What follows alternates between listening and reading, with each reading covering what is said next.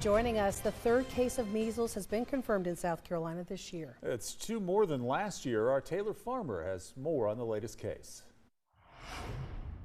The South Carolina Department of Public Health says the person who is confirmed to have measles just returned from an international trip, and the country they were visiting was experiencing an outbreak. Unrelated to the second case of measles reported in South Carolina back in July, state health officials now confirm a third case involving an Upstate resident. Not surprised, but a little bit disheartened that we're seeing another outbreak of measles. Officials believe this case was brought into the U.S. from another country, though they aren't offering anything more specific about the location. State health officials say the Upstate resident diagnosed with measles is unvaccinated. They warn against skipping the vaccine, noting it's over 97% effective at preventing respiratory complications that can lead to hospitalization or even death. We really need about 95% of the general public to be vaccinated to prevent an outbreak, and I think our vaccination rates are dipping into the low 90s, 91, 92% right now. Doctors stress that measles is extremely contagious, spreading through the air and targeting the respiratory system.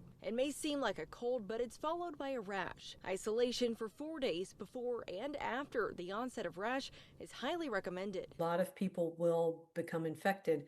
It can stay in the air. Like I said, it's a respiratory illness. It can stay in the air for up to 2 hours after you leave that room. But doctors also say it's preventable. Health providers urge people to review their vaccine records. Most people receive the first MMR vaccine around 12 months old and the second dose between the ages of 4 and 6 years old. For all ages, it's even more important to be vaccinated when traveling to another country where measles is common, no matter how old or young. Never too late.